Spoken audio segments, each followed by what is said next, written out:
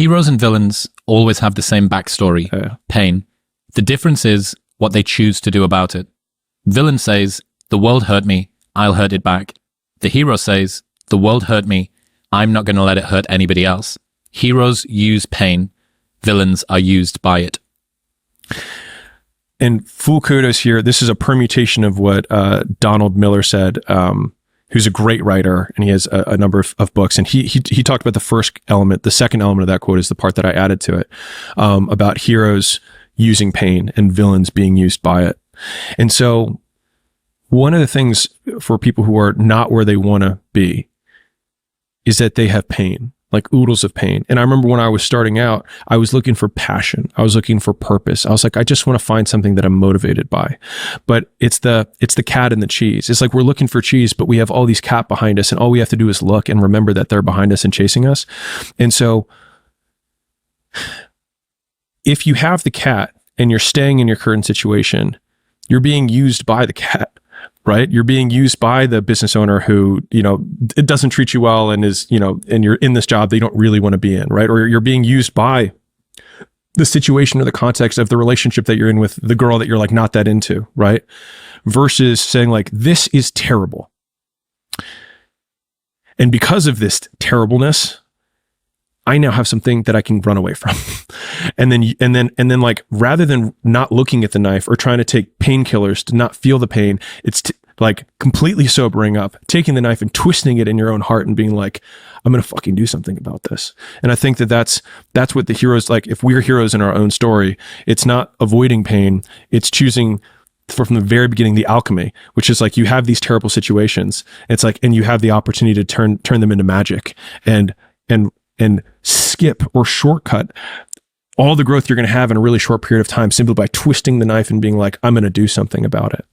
Yeah, I think because people presume in the beginning that passion and purpose and meaning and joy and fulfillment are the things that get people going. But as I've said, of all of the high performers that I've spoken to, the vast majority of them are driven by insufficiency and resentment and terrible parents or terrible upbringings or a chip on their shoulder about bullies in school. Pick your poison. They have decided to use that to create the activation energy, right?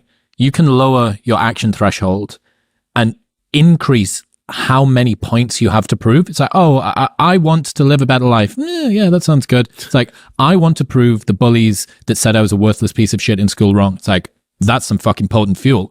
I do believe that scaled over a long enough time, it's toxic.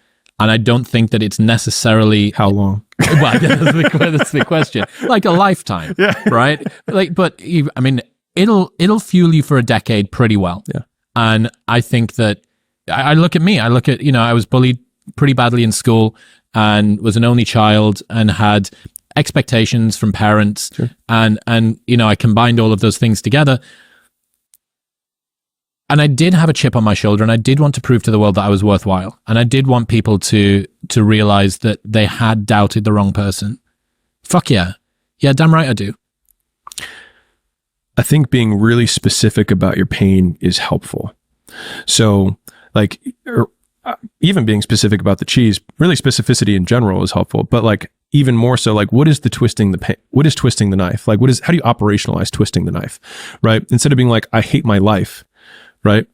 It's, I hate the way Andrew makes me feel when he says that I'm a piece of shit and I'm not going to amount to anything, comma, because he's right. Like, why does it hurt me? Like if someone says, Alex, you're a piece of shit and you're not going to amount to anything. If someone accuses you of being poor or fat. Right. I'd be like, I have evidence to the contrary. So this will probably not bother me. But the things that bother us are the ones that have an element of truth, or sometimes not an element, are comprised almost entirely of truth, and we just don't want to look at it. And so I think it's the twisting the knife is looking in the mirror and saying, what if they're right?